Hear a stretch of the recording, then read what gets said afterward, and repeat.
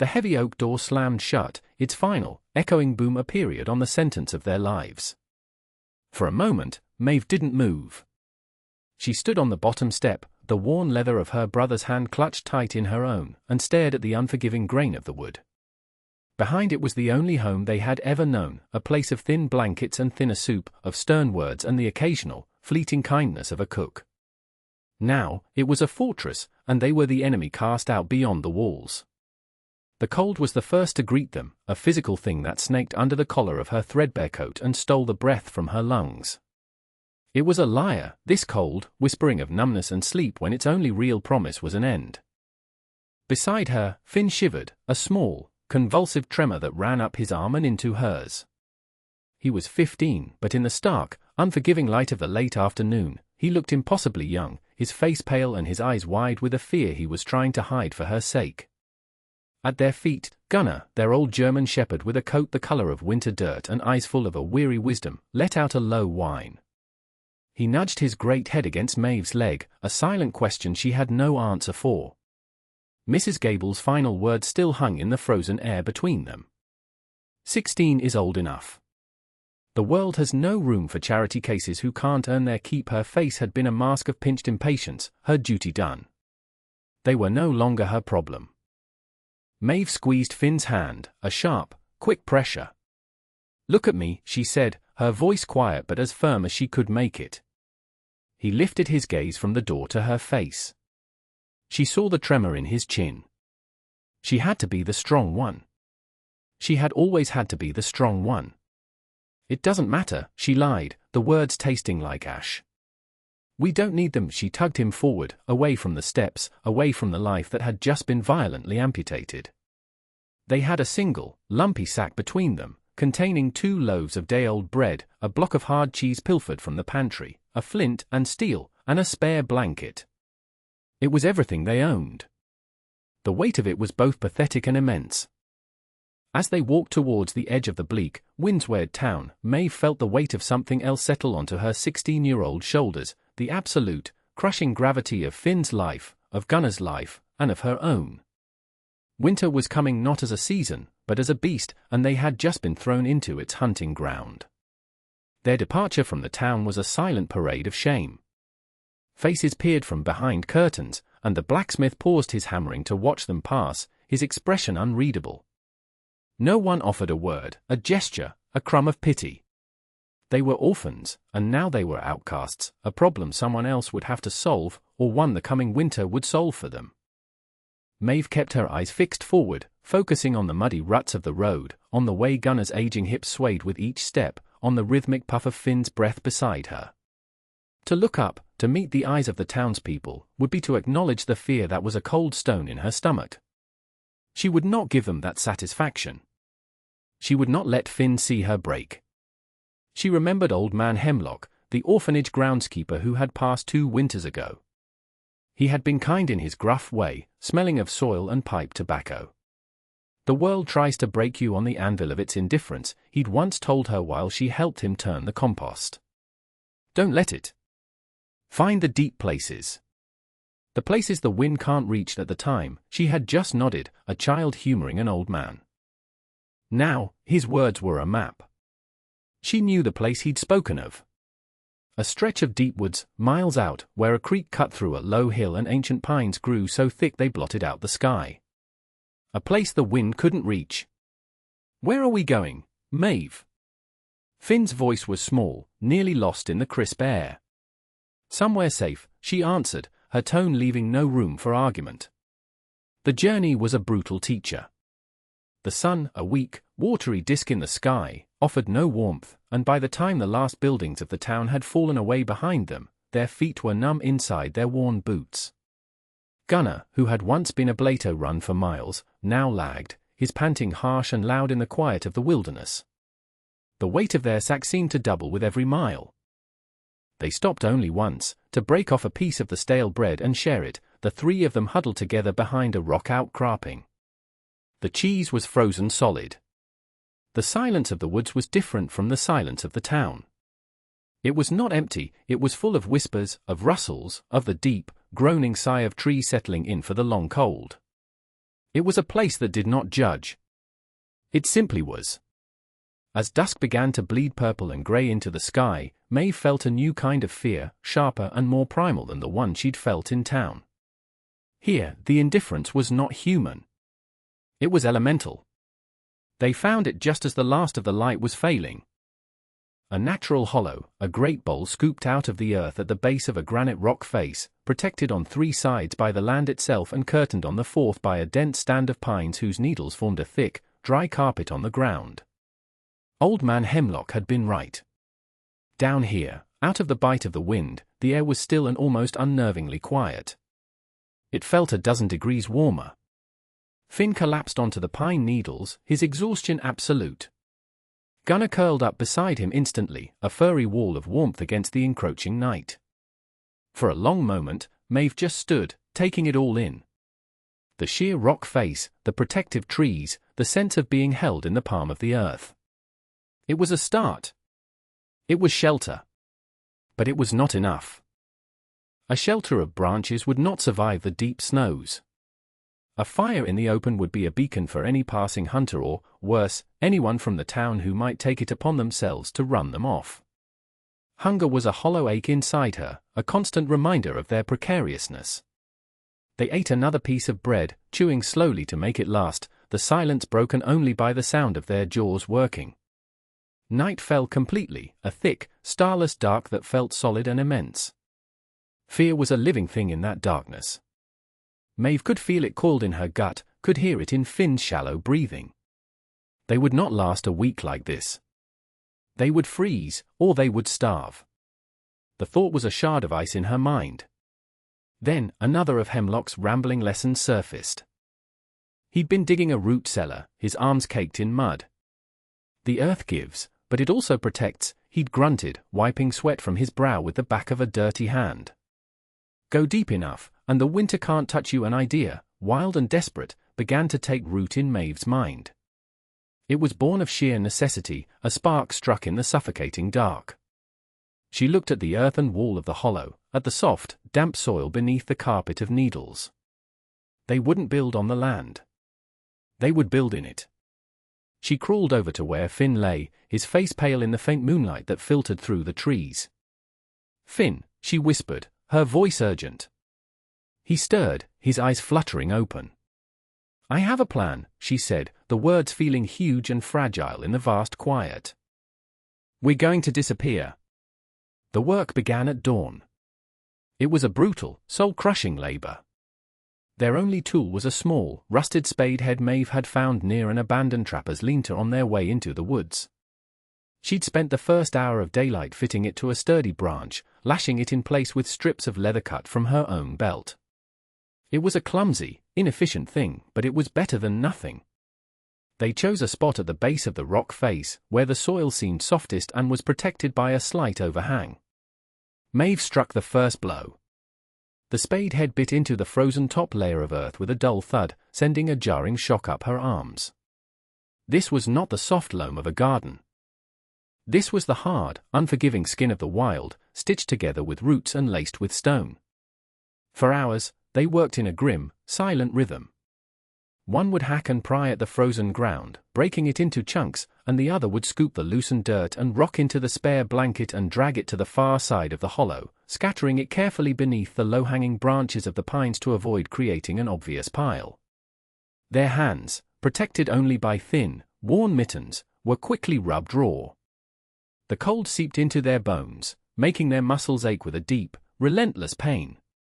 Every breath was a cloud of white vapor, a visible marker of the life they were expending. Gunnar watched them, a silent, anxious observer. He would occasionally rise, sniffing the air with a low growl at some distant, imagined threat, before settling back down, his gaze fixed on his 2 humans as they waged their desperate war against the earth. By midday, they had managed to scrape away only a few feet of the surface, creating a shallow pit no bigger than a grave. Finn slumped against the wall of their hole, his face streaked with dirt, his breathing ragged. "We can't," he gasped, his voice thin with despair. "Maeve, it's too hard." "It's frozen." Maeve dropped to her knees beside him, her own body screaming in protest. She ignored the fire in her shoulders, the raw sting of the blisters on her palms. She looked at the pathetic hole, then at Finn's hopeless face. For a heartbeat, she felt the despair too, a cold wave that threatened to drown her. But then she saw the subtle blue tint to his lips, felt the tremor in his frame that had nothing to do with effort. He was freezing. They were dying, just slowly. That thought was a whip, chasing away the weakness. "We build a fire," she said, her voice a harsh rasp. "In the hole. We thaw the ground, it was a risk. The smoke would be visible. But it was a greater risk to stop." They gathered dry twigs and pine needles, and using the flint and steel, Maeve coaxed a tiny, precious flame to life in the bottom of their pit. They huddled over it, feeding it sparingly, letting its meager warmth seep into their chilled bodies. The fire did more than warm them. It began to soften the ground. The work became easier. The dirt turned from stone to mud. They dug with renewed ferocity, driven by the small, tangible proof that their plan was not impossible. As evening fell, the hole was deep enough for them to crouch in, the walls rising above their heads. It was no home, not yet. But for the first time since the orphanage door had slammed shut, it was a start. It was a place the wind could not reach. Days bled into a week, each one a relentless cycle of digging, hauling, and scavenging. The hole deepened, widened, and slowly began to resemble a room carved from the earth. Their bodies hardened, the initial agony of their muscles dulling into a persistent, familiar ache. Their hands, once soft, were now calloused and permanently stained with dirt, their fingernails broken and black. The world shrank to the size of their hollow, to the simple, brutal tasks that filled their waking hours. While one dug, the other would venture into the forest, a constant, necessary hunt for resources. Finn, quicker on his feet, became adept at spotting fallen trees with solid heartwood, marking them for Maeve. She, in turn, used the hatchet, a treasured, heavy tool they'd found wedged in an old stump, to limb the deadfalls and laboriously chop the wood into manageable lengths. Dragging the logs back to the hollow was a Herculean task. They would even grunt, their feet slipping on the icy ground, Gunnar sometimes helping by pulling on a rope of woven vines tied to a log, his old muscles straining. They were building the bones of their home. Inside the earthen room, Maeve directed the placement of the logs. They sank sturdy upright posts into the floor, then laid beams across them to support the roof. It was a slow, painstaking process. They had no nails, no pegs. Every join was a notch cut carefully with the hatchet and lashed together with tough, fibrous roots they boiled to make them pliable. It was crude, but it was strong.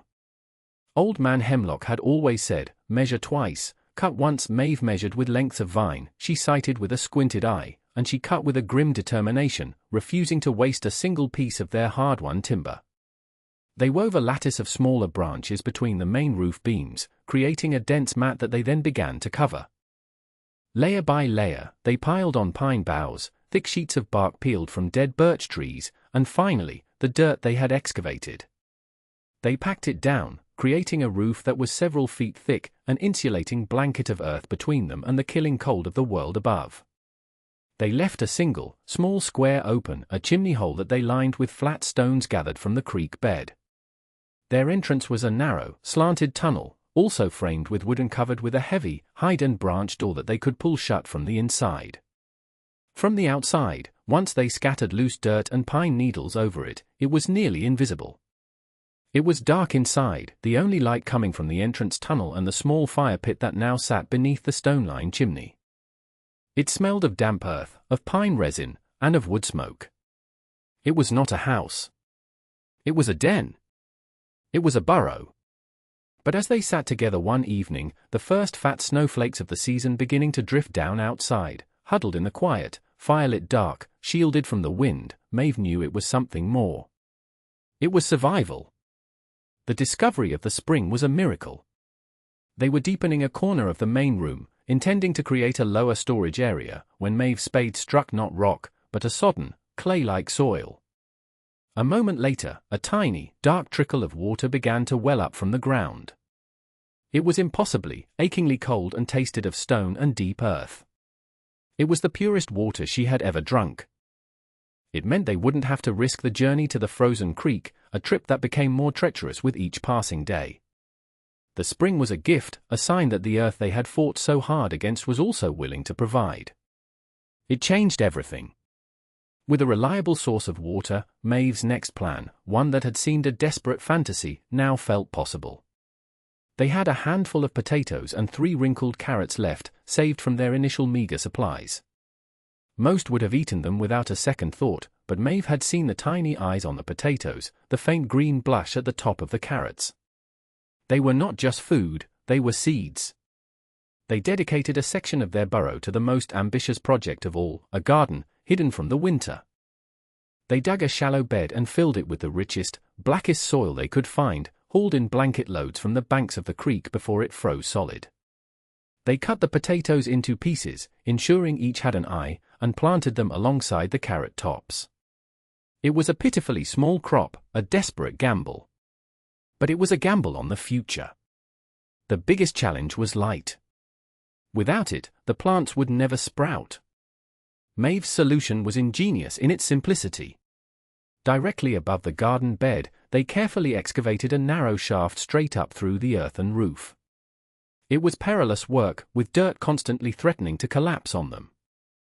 When they finally broke through to the surface, they framed the opening with flat stones and covered it not with dirt, but with a piece of thin, scraped deer hide they'd found snagged on a branch.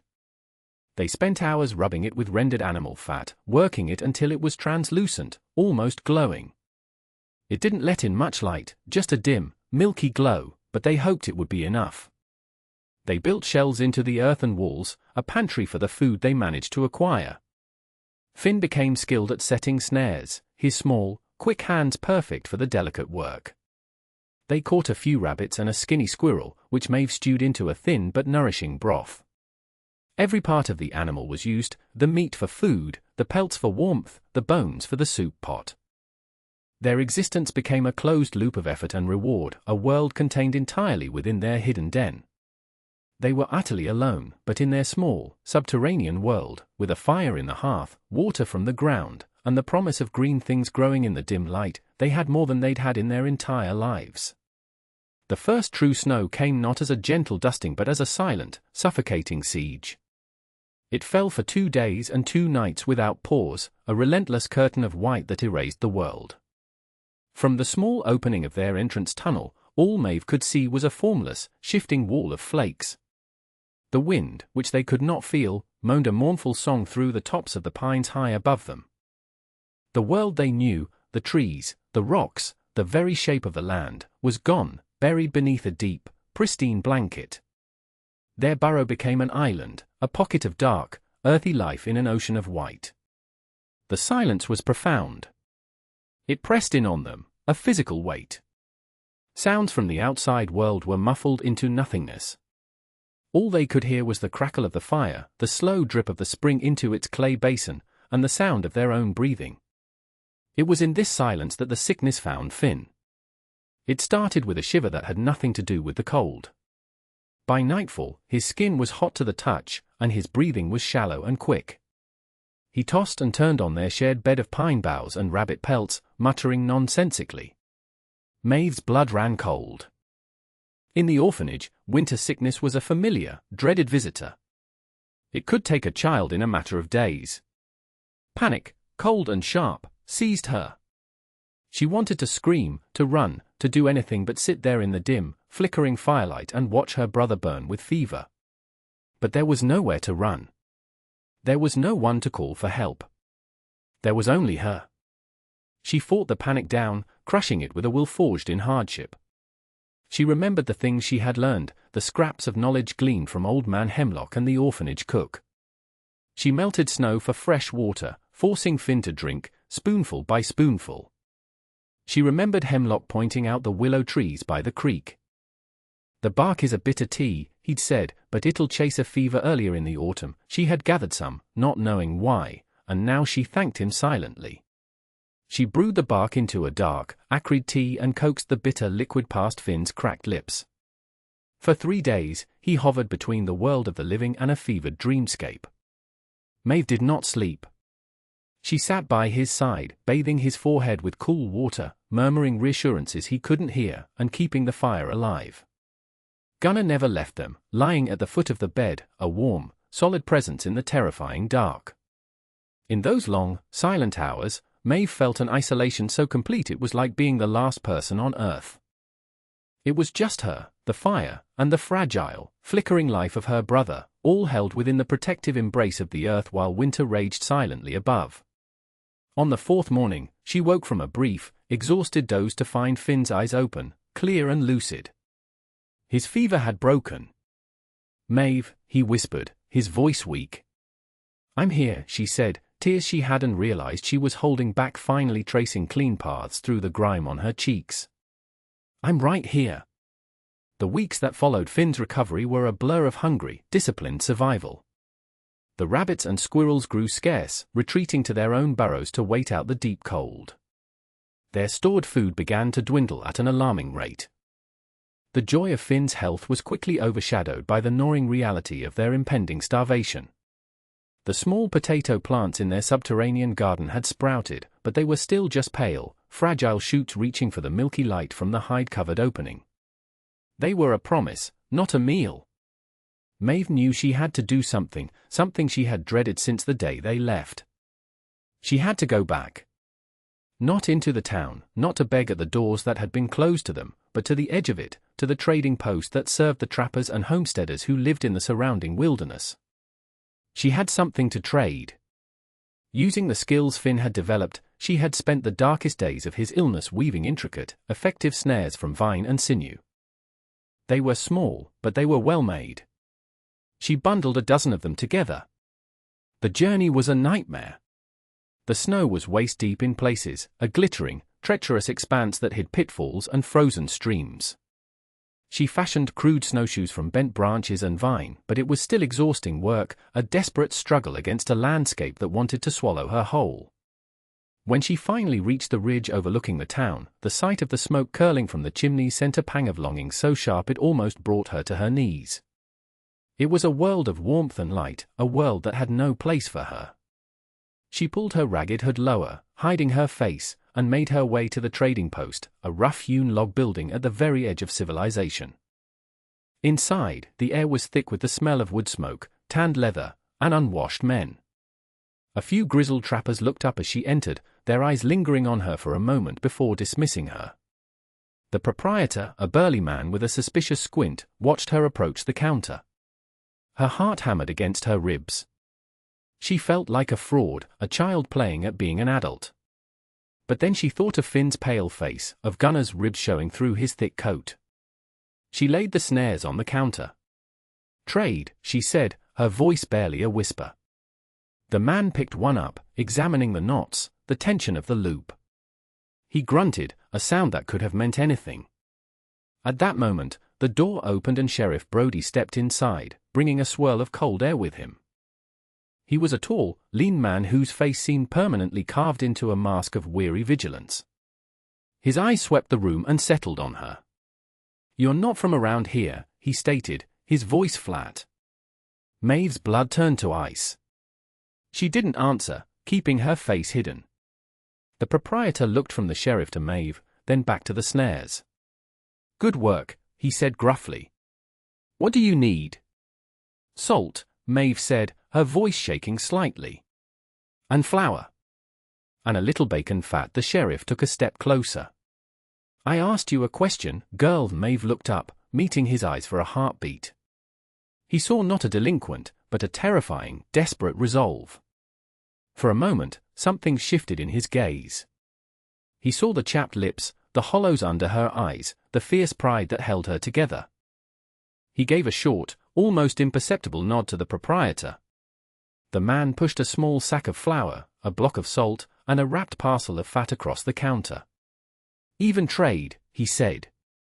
Maeve snatched the goods, stuffed them in her sack, and fled without another word, the sheriff's thoughtful, questioning gaze following her out into the snow. The bacon fat was a treasure beyond measure. It added flavor and precious calories to their thin rabbit stews and allowed Maeve to fry small, dense cakes of flour and water over the fire. That small bag of supplies, bought with her own skill, felt like a greater victory than anything she had ever known. It sustained them through the coldest, darkest part of the winter, a period the old trappers called the wolf moon, when the world seemed to hold its breath under a sky of ice. And then the blizzard came. It was not like the snow before. This was a living thing, a monstrous entity of wind and ice that descended from the north without warning. It came with a sound like a freight train, a terrifying, rising howl that seemed to shake the very foundations of the earth. The world outside their burrow vanished into a screaming vortex of white. Snow, driven by the gale-force winds, blasted against their hidden entrance, piling up in deep, impenetrable drifts. Within hours, their tunnel was completely sealed. The dim light from the entrance was extinguished, plunging them into an absolute, suffocating blackness broken only by the hungry orange glow of their small fire. The wind shrieked down their chimney, sending puffs of acrid smoke back into the den. The sound was constant, a physical assault that frayed their nerves and made sleep impossible. They were trapped. They were buried alive. Fear, a familiar companion, returned with a vengeance. It was a cold, creeping dread that whispered of cave-ins, of the fire going out, of their air becoming stale and unbreathable. Finn, though he tried to hide it, was terrified. He stayed close to Maeve, his shoulder pressed against hers, as if he could draw strength directly from her. Gunnar, too, seemed to sense the immense power of the storm raging above. He lay with his head on his paws, his ears twitching at every fresh assault of the wind, a low, anxious rumble deep in his chest. For 3 days, the storm howled. They rationed their food and firewood with a miser's care. They spoke little, their words swallowed by the maelstrom. In the long hours of darkness, Maeve tended the fire, her mind racing. She thought of the immense weight of the snow pressing down on their roof, on the crude, lashed-together timbers that were all that stood between them and being crushed. She had built this place with her own 2 hands, but now she could only trust that it would hold. She had to believe in her own work. They huddled together for warmth and for comfort, a tiny, defiant knot of life in the heart of the storm. Maeve, Finn, and their loyal old dog. A family. In that roaring, terrifying darkness, buried deep within the frozen earth, they were not just surviving. They were waiting out a war, and their small, smoky den was the only trench in the world. On the 4th day, they awoke to a new sound, silence. A profound, ringing silence that was even more unsettling than the wind had been. The storm had broken. They were still alive. The silence that followed the blizzard was the silence of a new world. When Maeve and Finn finally managed to dig their way out through the entrance tunnel, clawing through feet of densely packed snow, they emerged into a landscape transformed. Everything was buried under a smooth, sculpted blanket of white, the contours of the land softened and made strange. The sun was brilliant on the snow, the light so painfully bright it made them squint. The air was clean and cold and utterly still. They had survived. The knowledge settled not with a cheer, but with a quiet, bone-deep sense of relief that was so profound it felt like exhaustion. In the weeks that followed, the world began to thaw. The days grew longer, the sun's warmth more than just a weak promise. The snow began to recede, first from the south-facing slopes, then from the forest floor, revealing the damp, sleeping earth beneath. The creek, which had been frozen solid, began to murmur and then to rush, its voice growing stronger each day. Life was returning. In their burrow, the potato plants, nourished by the stronger light, grew thick and green. Small, pale carrots were pushing up through the dark soil. It was a promise fulfilled. One afternoon, as Maeve was resetting snares near the edge of their hollow, Gunnar suddenly stiffened, a low growl rumbling in his chest.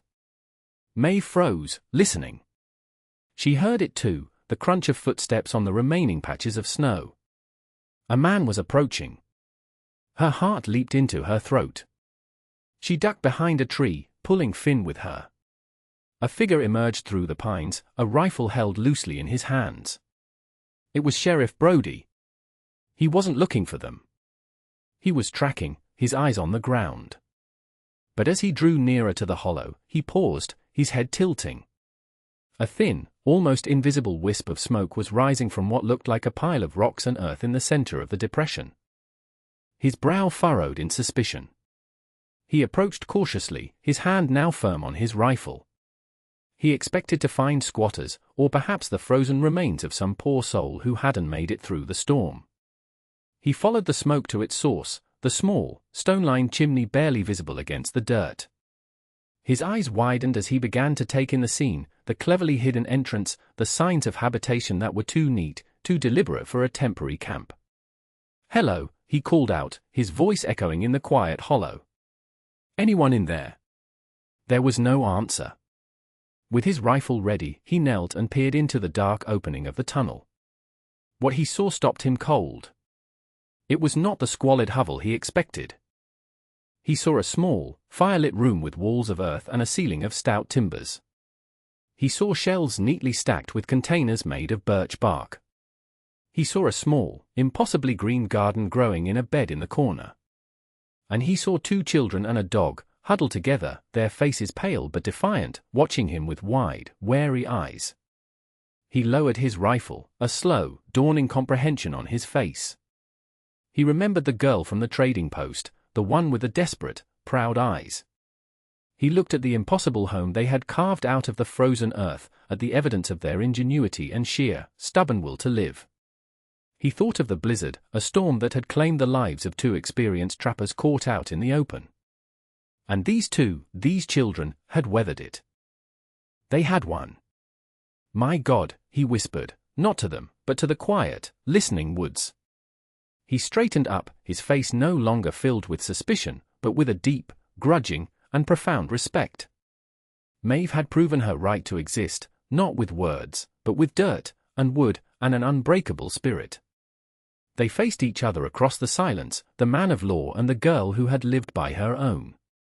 The sheriff looked from their faces to the sturdy beams of their shelter, his gaze lingering on the small green shoots in the garden bed. He had seen settlements fail for less.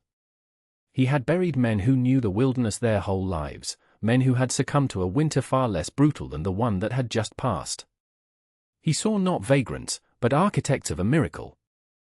He finally cleared his throat, the sound loud in the enclosed space. "You too. You did all this." Maeve gave a single, sharp nod, her hand still resting on Gunner's back. She would not show fear. Not now. Finn stood slightly behind her, a shadow clinging to her strength. The sheriff shook his head slowly, a gesture of disbelief and awe. He had come expecting trouble, but had found a testament to resilience. He knew the story of the 2 orphans Mrs. Gable had turned out, had heard the town gossip that had written them off as lost. The town was wrong. He was wrong. "The storm," he said, his voice softer now. "We lost 2 men from town. Good men. Trappers." He didn't need to say more. The implication hung in the air, that they had survived what grown men had not. Maeve understood. She had not been trying to prove anything to anyone but the winter itself, but in doing so, she had proven everything. "You can't stay here forever," the sheriff said, though his words lacked the hard edge of an order. It was a statement of fact, of concern. "What's your plan?" Maeve looked at the home she had built, at the brother she had protected. For the first time, she allowed herself to think beyond the next meal, the next snowfall. The fear that had been her constant companion for months had finally loosened its grip, replaced by a quiet, hard-won confidence. "We'll manage," she said, and her voice did not waver. It was the simple, undeniable truth. They had faced the worst the world could throw at them, and they were still standing. The sheriff stayed for a while, sharing a piece of jerky from his pack, a silent offering of peace. He asked no more questions. He didn't need to. The answers were all around him, in the solid earth walls, the carefully stacked firewood, and the 2 young faces that had stared into the abyss and refused to blink. When he left, he turned back at the edge of the hollow. "You need anything," he called out, "you come see me." Not the post. Me. It was not charity. It was an acknowledgement. A sign of respect from one survivor to another. As his footsteps faded, Maeve, Finn, and Gunner stood at the entrance of their home, watching the first true rays of the spring sun filter through the pines. The world was waking up, and so were they. What does it take to build a life when the world has given you nothing but the ground beneath your feet? For a 16-year-old girl and her brother, it took more than dirt and timber. It took a refusal to be broken, a belief that you could carve a space for yourself even when all the doors have been slammed in your face. They didn't just build a shelter, they built a future out of the very earth that was meant to be their grave. Their story isn't just about surviving the cold, it's about the fire we all carry inside us, the one that can burn brightest when the world is at its darkest. You have that same strength within you. It's the resilience that gets you through the hard times, the quiet determination that keeps you going when you want to give up. If their story of courage moved you, help us share more like it. Subscribe to our channel and become part of a community that celebrates the unbreakable power of the human spirit.